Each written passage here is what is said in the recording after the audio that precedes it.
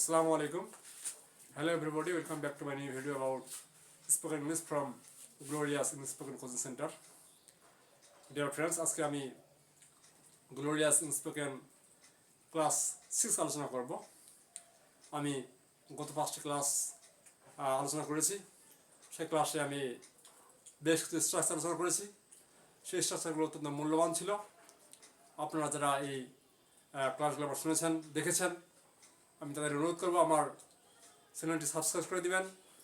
আমার YouTube channel glorious English spoken নামে যে চ্যানেলটি আছে আমার সাবস্ক্রাইব করে দেবেন। আশা করি প্রত্যেক মুহূর্তে যে আমার ভিডিওগুলো আপলোড হবে এগুলো আপনারা খুব অল্প সময়ের মধ্যে আপনারা পেয়ে যাবেন তাৎক্ষণিকভাবে, এবং আপনারা ক্লাসগুলো করবেন, মন দিয়ে করবেন, এবং এই স্ট্রাকচারগুলো নিয়ে নতুন সেন্টেন্স মেক করার চেষ্টা করবেন। আশা করি আপনারা অত্যন্ত ভালোভাবে নতুন সেন্টেন্স মেক করা শিখবেন। আশা করি এই প্রত্যাশা রাখছি। আজকে আমার 6ষ্ঠ নম্বর ক্লাস 6। আমি এখানে 5টি স্ট্রাকচার লিখছি। 1 নম্বর স্ট্রাকচার লিখছি আমি behind plus person plus being plus ভাব 3। তোমরা এই স্ট্রাকচার দিয়ে বেশ কিছু বাক্য আমরা তৈরি করতে পারি ডিয়ার ফ্রেন্ডস। হ্যাঁ, যেমন আমার অপমানিত হওয়ার পিছনে, বিহাইন্ড পারসন হলো my, behind my being inserted, inserted ভাব 3 হলো inserted, behind my being inserted, আমার অপমানিত হওয়ার পিছনে তুমি দায়ী ছিলে। যদি বলি আমার অপমানিত হওয়ার পিছনে তুমি দায়ী ছিলে, behind my being insulted you are responsible. তোমার অপমানিত হওয়ার পিছনে আমি দায়ী ছিলাম না। I was not responsible behind your being insulted. আমার অপমানিত হওয়ার পিছনে বিহাইন্ড মাই বিং ইনসাল্টেড, তোমার অপমানিত হওয়ার পিছনে বিহাইন্ড ইউর বিং ইনসাল্টেড, তার অপমানিত হওয়ার পিছনে বিহাইন্ড হার বিং ইনসাল্টেড, অথবা বিহাইন্ড হিজ বিং ইনসার্টেড। তাহলে behind plus person plus being plus ভাব 3 দিয়ে আমরা নতুন সেন্টেন্স মেক করতে পারি। আমার শিক্ষিত হওয়ার পিছনে তোমার অবদান আছে, তোমার শিক্ষিত হওয়ার পিছনে আমার অবদান ছিল, তার শিক্ষিত হওয়ার পিছনে, এভাবে করে আমরা নতুন সেন্টেন্স মেক করতে পারি ডিয়ার ফ্রেন্ডস। তাহলে আমার শিক্ষিত হওয়ার পিছনে তোমার অবদান আছে, তাহলে you have contribution behind my being educated dear friends. Second structure হলো preposition plus those plus person অথবা প্লেস। এই স্ট্রাকচার দিয়ে আমরা নতুন সেন্টেন্স মেক করতে পারি। যেমন preposition plus those plus persons. হ্যাঁ, ইন অ্যাবাউট দোজ গার্লস, ওই বালিকাদের সম্বন্ধে, about those girls, about preposition those girls, ওই বালিকাদের সম্বন্ধে। তুমি ওই বালিকাদের সম্বন্ধে কোনো খারাপ কথা বলবে না। হ্যাঁ, you will not speak any bad words about those girls. তুমি ওই বালকদের সম্বন্ধে কোনো ষড়যন্ত্র করবে না। তুমি ওই বালকদের সম্বন্ধে, বা তুমি ওই বালকদের বিরুদ্ধে, তাহলে against, against those boys you, তুমি ওই তাদের বিরুদ্ধে, ওইসব বালকদের বিরুদ্ধে কোনো ষড়যন্ত্র করবে না।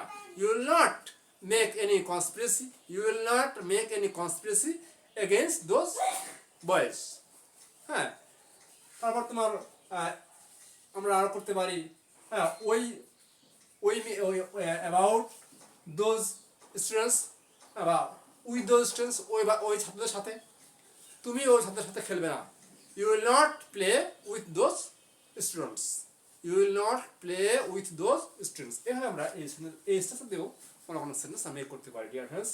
চলে আসি আমরা সাবজেক্ট প্লাস ফ্রম হুইচ, এর অর্থ যে জায়গা থেকে বা যে জিনিসটি থেকে, আমরা যে জায়গা থেকে বলতে পারি ফ্রম হুইচ, হ্যাঁ, যে জায়গা থেকে।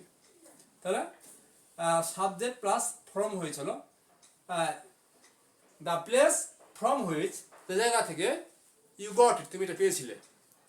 যে জায়গা থেকে তুমি এটা পেয়েছে, the place from which you got it, যে জায়গা থেকে আমি এই কলমটি পেয়েছি, the place from which I got this pen, যে জায়গা থেকে আমি এই টাকাগুলো পেয়েছি, the place from which I got this money. এরকম করে আমরা নতুন সেন্টেন্স করতে পারি ডিয়ার ফ্রেন্ডস। নাম্বার 4 হলো subject plus from home, subject plus from home. এখানে ব্যক্তির ক্ষেত্রে হলো ফ্রম হোম, আর স্থান বা বস্তুর বেলায় ফ্রম হুইচ। ব্যক্তি হলো ফ্রম হোম, আর সাবজেক্ট বস্তু বা প্রাণী অথবা ব্যক্তি বা অন্য কিছু ক্ষেত্রে আমরা ফ্রম হুইচ ব্যবহার করবো। তাহলে যে বালকটি থেকে তুমি এই কলমটি পেয়েছো সে আমার ভাই। The boy from whom you got this pen is my brother. যে বালকটির কাছ থেকে তুমি এই কলমটি পেয়েছো সে আমার ভাই। দ্য বয় ফ্রম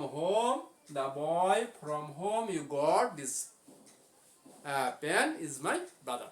যে মেয়েটির কাছ থেকে তুমি টাকা নিয়েছো সে আমার বান্ধবী ছিল। The girl from whom you took money was my friend. যে মেয়েটির কাছ থেকে তুমি টাকা নিয়েছো সে আমার বান্ধবী ছিল। এরকম করে আমরা এই সাবজেক্ট প্লাস ফ্রম হোম দিয়ে আমরা বাক্য তৈরি করতে পারি। Dear friends, subject plus against home এই দুটাই ব্যক্তির ক্ষেত্রে। ফ্রম হোম হলে ব্যক্তি ব্যবহার করবো আমরা। তাহলে যে বালকটির বিরুদ্ধে তুমি ষড়যন্ত্র করছো, হ্যাঁ, সে আমার ভাই। The boy against whom you you are making conspiracy is my brother. যেই মেয়েটির বিরুদ্ধে তুমি এ কাজটি করছো সে আমার বোন। The girl against whom you are doing this work is my sister. Dear friends, এভাবে আমরা নতুন সেন্টেন্স মেক করবো। এই স্ট্রাকচার ব্যবহার করে নতুন সেন্টেন্স তৈরি করবো। আশা করি এটা আমাদের জন্য অনেক কার্যকরী হবে। These structures will help us to make new kinds of sentences if we are conscious about this structure. If we memorize this structure and if we practice this structure, আশা করি যদি আমরা এগুলো চর্চা করি, আমরা এগুলো স্মরণ করি, মনে রাখি, তাহলে আমাদের এই স্ট্রাকচারগুলো আমাদেরকে হেল্প করবে, সাহায্য করবে নতুন সেন্টেন্স তৈরি করতে। This structure will help us to make new kinds of sentences if we continue our practice day by day. Dear friends, don't worry about spoken English. It is very easy if we continue our practice. যদি আমরা আমাদের প্রচেষ্টা চালিয়ে যাই তাহলে আমাদের English spoken খুব কঠিন বিষয় না, খুবই সহজ বিষয়। আশা করি আমরা এখান থেকে জানতে পারবো, শিখতে পারবো। আসসালামু আলাইকুম।